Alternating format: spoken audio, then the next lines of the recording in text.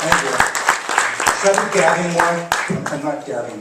So I've got to say at least that I'm reading from the new collection, Coelacanth, and I'm delighted to have two of the really, really great poets who contributed a word or two in the back here tonight.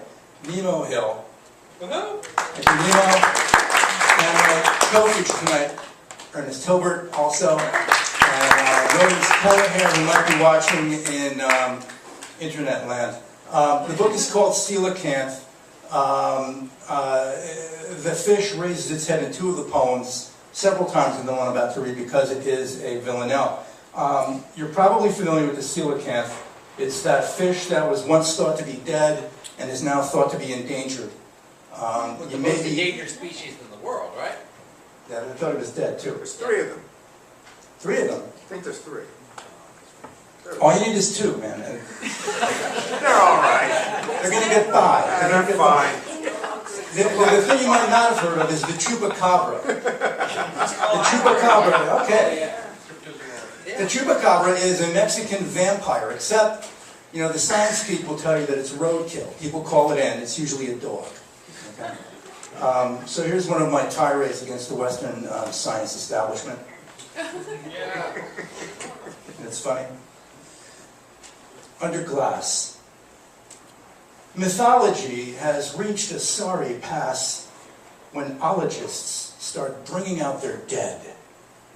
The coelacanth is burping under glass, expressing common bottom feeder gas. And look at this, a chupacabra head. Mythology has reached a sorry pass. Leviathan, that looks more like a bass. A largemouth cast in aldehydes and lead. And the coelacanth is burping under glass, and chupacabra is coming off badass, a Mexican vampiro. But its dread mythology has reached a sorry pass. Let's call it phylum Pitbull Shiticus, or just forget its legacy instead. The coelacanth is burping under glass, unlikely in the future to harass our dreams, and Draculito has been bled. Mythology has reached a sorry pass when coelacanth is burping under glass.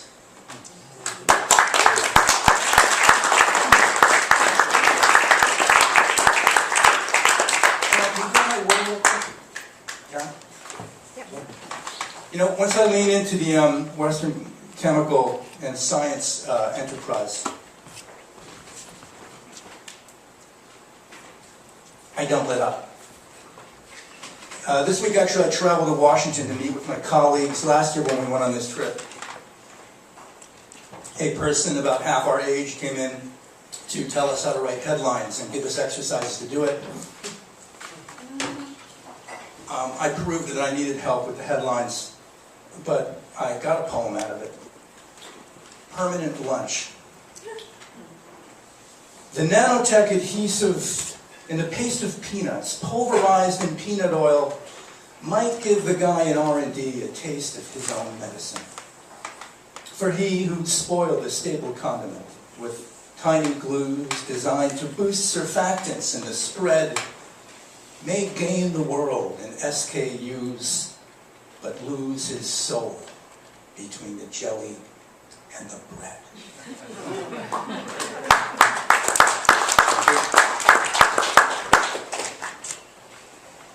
Chance.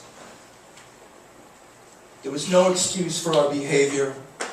Coked up on the parkway, downing beers like assholes, hell-bent for Atlantic City. Empties rode the dashboard where a savior might have stood. We sped beyond our fears, beyond belief, unfit for love or pity, to that decimated Sodom on the boardwalk. Passing all the buses from Gomorrah, we made legendary time and dropped. There is a hotel on Vermont that I don't talk about. The big monopoly, tomorrow, was upon us, and the sun burned till it popped. Forget the night before and the morning after. Forget the Monday bowline on the rafter.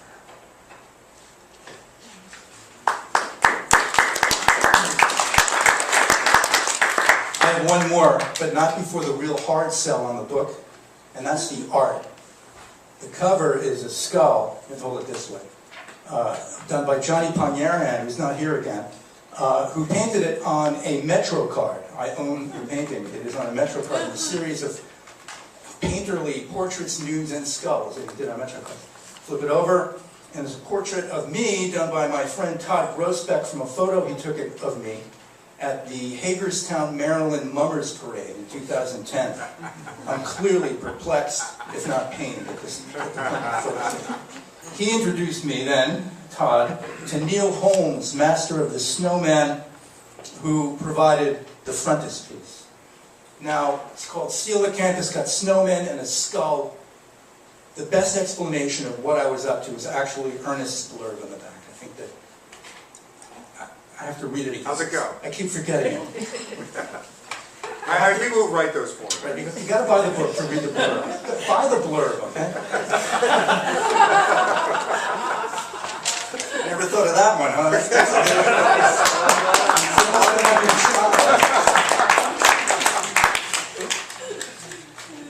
Lastly, anaflaximab. And finishing on carbon macrophages, data shows sustained ability to activate reverse cholesterol in Chinese hamsters at the early stages of vaccine-naive stability analyses. We ran a blind control on higher primates in adjacent cages. Anaflaximab's utility is illustrated clearly if you scroll to slide 16 online or turn to pages 9 and 10. Despite sterility in females, blindness, and a minor toll on lungs in specimens between the ages 5 and 12, the drug's facility in vivo constitutes a shot on goal with first in human scheduled for June. These metrics may evolve. Good afternoon.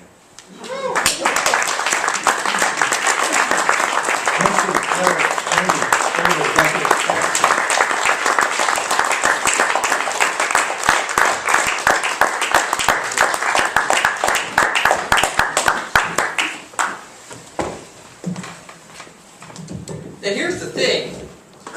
There are many distinguished editors here. But the only magazine that is edited by anyone in this room that showed up in my house when I was a kid was Chemical and Engineering News. On which one Richard Mullin is on the editorial board. I'm an English major. Yeah, exactly. And I pointed that out in a faculty meeting when, for the science track on the journalism major, they said, well, don't we need to take some science? I said, well, I know a guy who's an English major and a history minor who is on the editorial board of Chemical and Engineering News. So, check and mate. So that was Rick Mullin. Thank you. All right.